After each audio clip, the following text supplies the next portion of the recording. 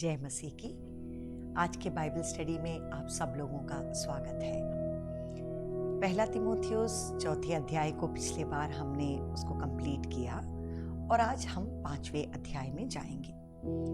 तो हम देखते हैं कि 1 से लेकर के 4 तक के अध्याय में पौलुस ने अपने आत्मिक पुत्र तीमुथियुस को खुद के बारे में कि किस तरह से तुम्हें अपने आप को संभालना है, किस तरह से तुमको कलीसिया की दूसरी बातों को संभालना है, ऐसे कई शिक्षाएं उन्होंने तीमुथियुस को दी। 5वें अध्याय में पहुंचते पहुंचते वो विभिन्न ग्रुप के लोगों को किस तरह से उनका देखभाल करना है और उनकी आवश्यकताओं को किस तरह से डीलिंग करना है, ऐसी बातों को वो सिखाते हैं। तो 1 से लेकर के 16 तक के वचन में इसमें ये बताया गया है, सबसे एक प्रधान बात बताया गया है कि विधवाओं के लिए कुछ निर्देश दिया गया है। तो हम आज के एपिसोड में 1 से लेकर के 8 तक के वचन को हम पढ़ेंगे और 9 से लेकर के 16 तक के वचन को हम अगले एपिसोड में देखेंगे। तो आइए हम एक साथ प्रभु के वचन को पढ़ें। 5वां अध्याय 1 से लेकर के पढ़ेंगे।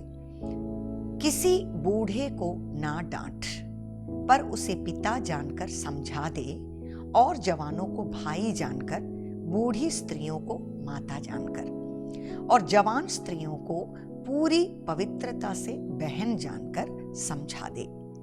उन विधवाओं का जो सचमुच विधवा है आदर कर, और यदि किसी विधवा के लड़के बाले या नाती पोते हों तो वे पहले अपने ही घराने के साथ भक्ति का बर्ताव करना और अपने माता पिता आदि को उनका हक देना सीखें, क्योंकि यह परमेश्वर को भाता है।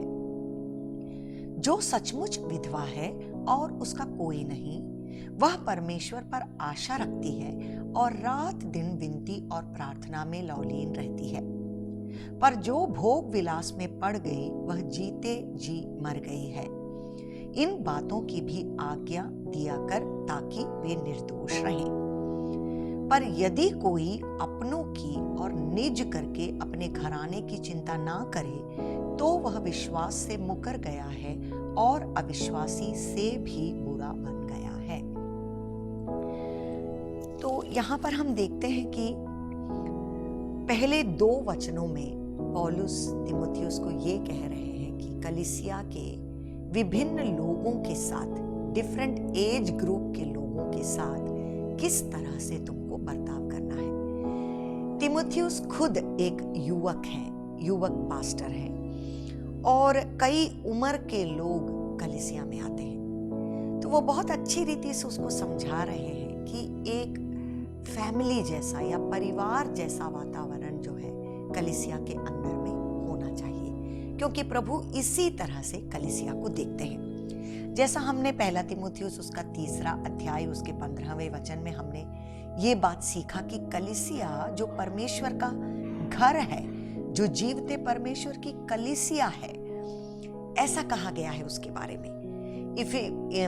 फिर हम इफिसियों के पुस्तक उसके 3रे अध्याय में भी हम यही बात को देखते हैं कि स्वर्ग में और पृथ्वी में जितनी भी परिवार हैं, जिससे स्वर्ग और पृथ्वी पर, इफिसियों का पुस्तक 3रा अध्याय उसके 13वें वचन में से हम पढ़ेंगे। पौलुस कहते हैं, इसलिए मैं विनती करता हूं कि जो क्लेश तुम्हारे लिए मुझे हो रहे हैं उनके कारण साहस ना छोड़ो, क्योंकि उनमें तुम्हारी महिमा है। मैं इसी कारण उस पिता के सामने घुटने टेकता हूं जिससे स्वर्ग और पृथ्वी पर हर एक घराने का नाम रखा जाता है, कि वह अपनी महिमा के धन के अनुसार तुम्हें यह दान दे कि तुम उसके आत्मा से अपने भीतरी मनुष्यत्व में सामर्थ्य पाकर बलवान होते जाओ। तो यहाँ पर हम ये देखते हैं कि पौलुस के अंदर में कलीसिया के बारे में ये चित्र है कि वो परमेश्वर का घराना है, आत्मिक घर है, द स्पिरिचुअल फैमिली। तो वहां के लोगों के बीच का संबंध या रिलेशनशिप भी उसी तरह का हो। तो वो कहते हैं कि किसी बूढ़े को ना डांट, पर उसे पिता जानकर समझा दे। जो उम्र में तुमसे बड़ा है, तुम उस कलीसिया के पासवान हो, ये सच बात है, लेकिन जो बुजुर्ग लोग हैं उस कलीसिया में, जो बूढ़े लोग हैं कलीसिया में, मान लो अगर उनकी जिंदगी में कोई कमी तुम्हें नजर आती है या वो कुछ ऐसी चीजें कर रहे हैं जो कि ठीक नहीं है तुम्हारी आंखों में, तब भी बहुत आदर और सम्मान के साथ, जैसा तुम अपने पिता के साथ बर्ताव करो, उसी तरह से जो है इन लोगों के साथ तुमको बर्ताव करना है। उनको डांटना नहीं है। जैसे इंग्लिश में ऐसा कहा है, do not sharply rebuke N older man. जैसे हम देखते हैं कि इसी अध्याय में 20वें वचन में, पहला तीमुथियुस 5वां अध्याय, उसका जो 20वां वचन है, वहां पर हम ये देखते हैं कि किस तरह से प्राचीनों के विषय में भी जब निर्देश दिया गया है, तो पौलुस तीमुथियुस को कहते हैं कि मान लो अगर उनमें से कोई भी ऐसा व्यक्ति है जो पाप में आगे बढ़ता जा रहा है और जो पश्चाताप नहीं दिखा रहा है, तो तुम्हें जो है उनको चेतावनी देना है, बहुत सीरियसली उनको रिब्यूक करना है, क्योंकि इंग्लिश में वही वर्ड यूज किया गया है, रिब्यूक। तो जब हम यहाँ पहले वचन में ये पढ़ते हैं कि बूढ़ों को ना डांट, तो इसका मतलब ये नहीं है कि अगर तुम कोई भी गलत बात कलीसिया में देखो तो तुमको एकदम से चुप रहना है और तुमको उसके बारे में कुछ नहीं करना है, ये नहीं कहा जा रहा है। लेकिन जो उम्र है उसका आदर और सम्मान तुमको करना है। You have to show honour to an older man. तो उसके बाद केवल उनके बारे में नहीं, फिर आगे कहता है कि जवानों को भाई जानकर, तुम्हारी उम्र ये है लेकिन फिर भी तुमको सारे उम्र वाले लोगों से, स्त्री लोगों से, पुरुष लोगों से, सब तुमको ये समझ होना चाहिए कि इनमें से हर एक लोगों के साथ कैसे रहना है, कि एक फैमिली एटमॉस्फेयर जो है कलीसिया के अंदर में बना रहे, घराने जैसा। जवानों के साथ तुम भाई जैसे रहो, बूढ़ी स्त्रियों को माता जानकर, जो उम्र में तुमसे बड़ी हैं, उनका आदर सम्मान करो और माँ जैसे उनसे जो है तुम बर्ताव करो। और जवान स्त्रियों को पूरी पवित्रता से बहन जानकर समझा दे। और जो छोटी सिस्टर्स हैं, जो चर्च में, कलीसिया में जो बहन लोग हैं, उनको सचमुच में तुम बहन जैसे ही उनके साथ ऐसी आंखों से उनको देखो, ऐसे उनको समझाओ, ऐसे उनको सिखाओ, ताकि कलीसिया के अंदर में जो है वो जो आदर और सम्मान का संस्कार बना रहे। The culture of honour will be maintained in the house of God, क्योंकि वो परमेश्वर का घराना है। और आगे आकर के वो जो है एक स्पेसिफिक ग्रुप के लोगों के बारे में फिर निर्देश देना शुरू हो जाते हैं, जो कि विधवाओं के बारे में है। तो हो सकता है कि यहाँ ऐसा कुछ एक परिस्थिति हो या संदर्भ हो जिसके बारे में पौलुस को सूचना मिली हो कि वहाँ पर जो है कुछ ऐसी विधवा लोग हैं जिनको चर्च में से सपोर्ट करने का ज़रूरत ऐसा महसूस हो रहा है। लेकिन किन लोगों को सपोर्ट किया जाए, किन को नहीं किया जाए, उसके लिए क्या क्वालिफिकेशन उनमें देखना चाहिए, ऐसी कुछ बातों के बारे में जो है पौलुस यहाँ पर शिक्षा देते हैं। तो ये विधवाओं का जो टॉपिक है, ये जो है एक सबसे परमेश्वर के वचन में एक महत्वपूर्ण बात है।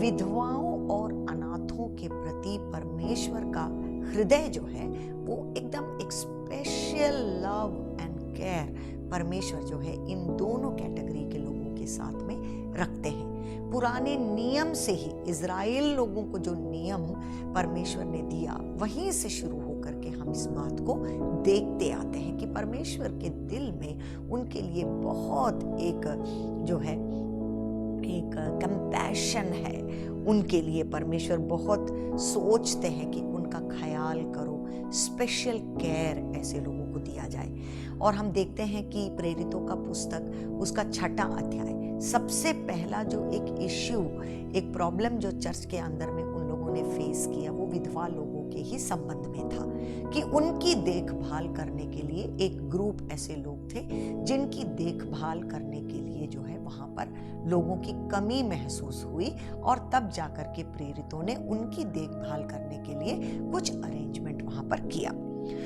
तो देखिए यहाँ क्या कहता है, उन विधवाओं का जो सचमुच विधवा है आदर कर। अब देख लीजिए, वो यहां से लेकर के ये एक स्पेशल वर्ड यहां यूज कर रहे हैं कि ऑनर विडोस हु आर विडोस इंडीड और रियल विडोस, सचमुच विधवा है। तो इससे उनका क्या समझना है?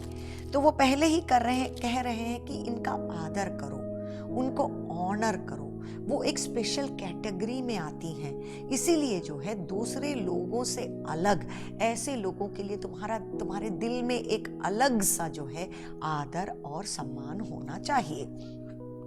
तो ये सचमुच विधवा कहने का क्या मतलब है? देखिए, चौथा वचन कहता है, और यदि किसी विधवा के लड़के बाले या नाती पोते हों तो वे पहले अपने ही घराने के साथ भक्ति का बर्ताव करना और अपने माता पिता आदि को उन पर हक देना सीखें, क्योंकि यह परमेश्वर को भाता है।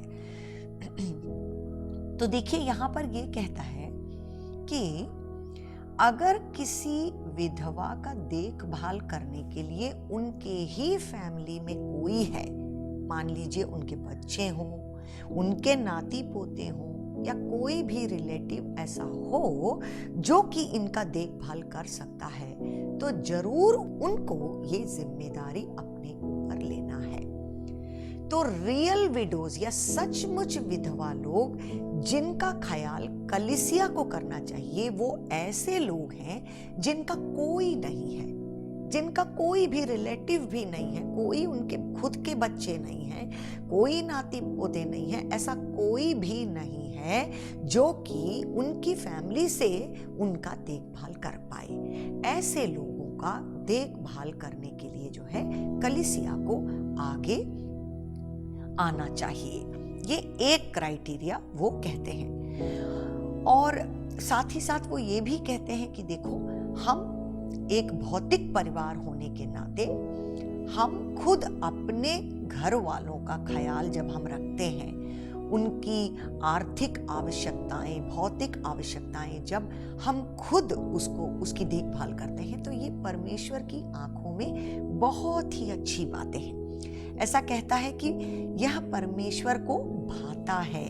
The Lord, this is acceptable in the sight of God. Hallelujah.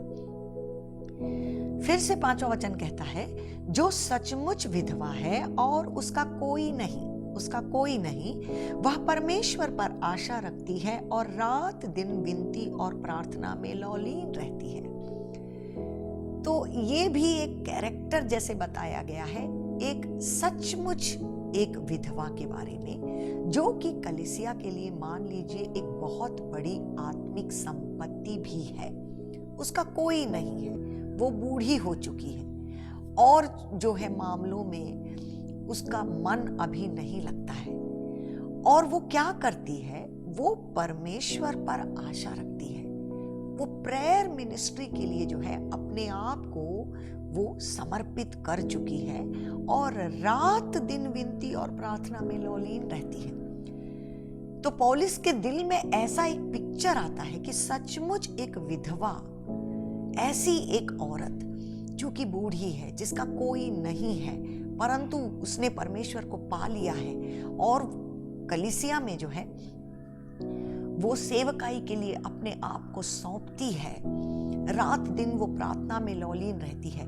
ऐसे लोगों का ख्याल, उनकी आर्थिक आवश्यकताएं जो है कलीसिया को पूरा कर लेना चाहिए। कलीसिया को ऐसे लोगों का देखभाल करना चाहिए। अब देखिए, जब हम ये पांचवा वचन पढ़ते हैं तो हमारे मन में जल्दी ही एक पिक्चर आ जाता है, क्योंकि ऐसी एक स्त्री के बारे में, एक विधवा के बारे में परमेश्वर का वचन जो है हमें याद दिलाता है, जो कि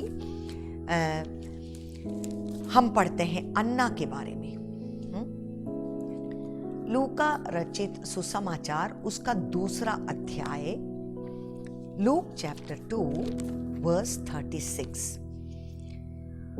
ऐसी स्त्री लोग या विधवा लोग जो कि अपने आप को परमेश्वर की सेवकाई में समर्पित कर देती हैं, वो कलीसिया के लिए एक बहुत बड़ी संपत्ति बन जाती है। They are like spiritual power houses for the work of God और for the church of God.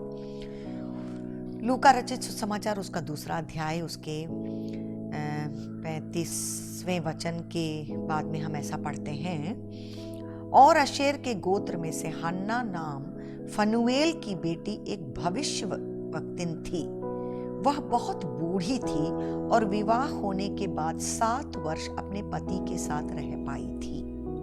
वह 84 वर्ष से विधवा थी और मंदिर को नहीं छोड़ती थी, पर उपवास और प्रार्थना करके रात दिन उपासना किया करती थी।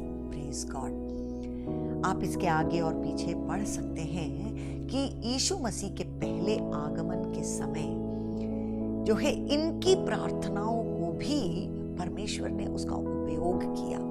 इनकी आंखों के सामने और इनके हाथों में जो है यीशु मसीह को जो है परमेश्वर ले करके आए, क्योंकि वो उतना प्रार्थना में लौलीन रहती थी। तो सचमुच जो विधवाएं हैं उनकी ओर ऐसी एक सेवकाई भी है, ऐसा पौलुस याद दिलाते हैं। 6ठा वचन, पर जो भोग विलास में पड़ गई वह जीते जी मर गई है।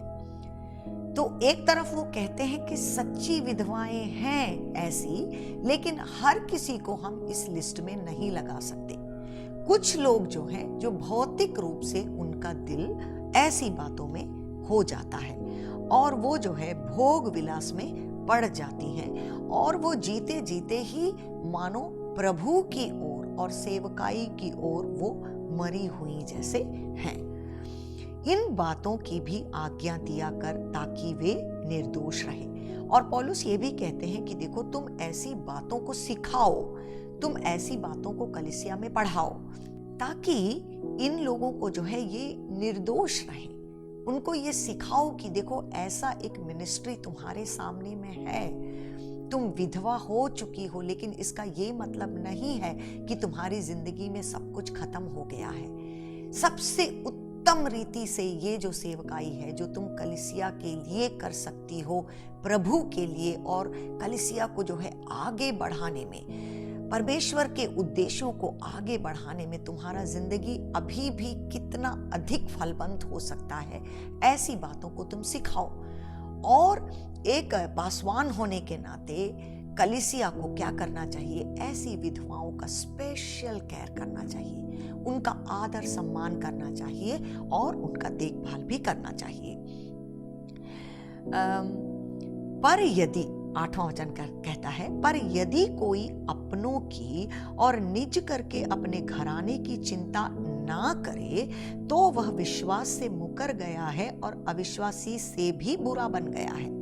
तो 4थे वचन का वही विचार जो है फिर से 8वें वचन में पौलुस कह रहे हैं कि देखिए, अगर एक फैमिली है आपका, आप विश्वासी हो चुके हैं, आप सेवकाई में इच्छा रखते हैं, वो सब अच्छी बात है, लेकिन आपका जो सबसे पहला रिस्पॉन्सिबिलिटी ये भी बनता है कि आप अपने घराने वालों का देखभाल जरूर करें। अगर आप ऐसा नहीं करते हैं तो आप विश्वास से मुकर चुके हैं और आपकी जो स्थिति है वो अविश्वासी लोगों से भी बुरी हो चुकी है। और मसीह इसके बारे में जो है सिखाते हैं। मरकुस रचित सुसमाचार उसका 7वां अध्याय, वहां पर यीशु मसीह इस बात को सिखाते हैं कि तुम इसको एक्सक्यूज मत बनाओ कि मैं प्रभु के पीछे हूं तो इसीलिए जो है मैं अपने माता पिता को नहीं देख सकता हूं या मैं अपने घराने को वालों को नहीं देख सकता हूं। तो सबसे महत्वपूर्ण बात यह है कि एक पुरुष वो अपने बीवी बच्चों का ख्याल जरूर रखे, आप सेवकाई करिए, प्रभु के बातों को देखिए, प्रभु के पीछे चलिए, लेकिन इसका मतलब ये नहीं है कि आप जो है अपने खुद के घराने के लोगों, खुद के घर के लोगों की भी देखभाल ना करें। इस तरह से आपको जो है इररिस्पॉन्सिबल नहीं होना चाहिए। मरकुस रचित सुसमाचार उसका 7वां अध्याय उसके 9वें वचन में से प्रभु ऐसा कहते हैं, और उसने उनसे कहा, तुम अपनी रीतियों को मानने के लिए परमेश्वर की आज्ञा कैसे अच्छी तरह टाल देते हो? क्योंकि मूसा ने कहा है कि अपने पिता और अपनी माता का आदर कर, और जो कोई पिता व माता को बुरा कहे वह अवश्य मार डाला जाए। परंतु तुम कहते हो कि यदि कोई अपने पिता व माता से कहे कि जो कुछ तुझे मुझसे लाभ पहुंच सकता था वह कुर्बान अर्थात संकल्प हो चुका, तो तुम उसको उसके पिता व उसकी माता को कुछ सेवा करने नहीं देते। इस प्रकार तुम अपनी रीतियों से जिन्हें तुमने ठहराया है परमेश्वर का वचन टाल देते हो और ऐसे ऐसे बहुत से काम करते हो। Praise God. तो मसीह ये सिखाते हैं कि देखो, जो उत्तरदायित्व तुम्हारे पास अपने माता पिता के लिए है, अपने घर वालों के लिए है, अपने बीबी बच्चों के लिए है, वो तो तुमको करना ही है। तुम प्रभु के लिए जो करते हो, कलीसिया के लिए जो करते हो, वो अलग बात है, लेकिन तुम इसको ये एक्सक्यूज नहीं बना सकते कि क्योंकि मैं प्रभु के पीछे हूं, क्योंकि जो कुछ भी मेरे हाथ में है वो मैंने प्रभु के लिए दे दिया, सेवकाई के लिए दे दिया, तो अब मैं अपने घर वालों की जिम्मेदारी नहीं ले सकता। ऐसा तुम्हें कभी भी नहीं कहना है। मसीह ने खुद इसको अपनी जिंदगी में से हमें दिखाया। यूहन्ना रचित सुसमाचार उसके 19वें अध्याय में आप खुद उसको पढ़ लीजिए, 25वें वचन में से वहां पर हम देखते हैं कि मसीह जब वो क्रूस की ओर जाते हैं तो उनको अपनी माता का जो है चिंता लगा हुआ है, और वो यूहन्ना के हाथों में अपनी माता को सौंप करके जाते हैं। ऐसा नहीं कि मैं अपने कर्तव्य को परमेश्वर की ओर पूरा कर चुका हूं तो इसीलिए मेरा काम तो खत्म हो गया, ऐसा नहीं। उसका 26वां वचन देखिए, 19वां अध्याय उसका 26वां वचन, यूहन्ना रचित सुसमाचार, वहां कहता है, यीशु ने अपनी माता और उस चेले को जिससे वह प्रेम रखता था पास खड़े देखकर अपनी माता से कहा, हे नारी, देख यह तेरा पुत्र है। तब उस चेले ने से कहा, यह तेरी माता है, और उसी समय से वह चेला उसे अपने घर ले गया। तो देखिए, मसीह जो है वो क्रूस के सामने खड़े हैं। इतना बड़ा जो है एक उत्तरदायित्व तो उनके सामने है। वो अपने पिता, स्वर्गीय पिता की इच्छा को पूरा कर रहे हैं, लेकिन उस समय भी वो अपने खुद की माता को, जो भौतिक रिश्ते हैं उनके सामने, मरियम को वो भूल नहीं जा रहे हैं। वो उसका अरेंजमेंट करके जा रहे हैं अपने चेले के हाथों में, जिससे वो सबसे ज्यादा प्रेम रखते थे, जिसके ऊपर वो विश्वास रखते थे, और उसे पता था कि ये जो है मेरी माँ का ख्याल रखेगा। वो जो है उनको, उन दोनों के बीच में एक संबंध को बनाकर ये कहते हैं कि अब से जो है ये तुम्हारा ख्याल रखेगा। और ऐसा अरेंजमेंट करके जो है वो आगे प्रभु की इच्छा, अपने स्वर्गीय पिता की इच्छा को पूरा करने के लिए आगे चले जाते हैं। तो यहाँ हम बहुत सुंदर रीति से ये देखते हैं कि यीशु मसीह ने खुद अपनी जिंदगी में अपने माता पिता का आदर सम्मान उन्होंने कैसे किया।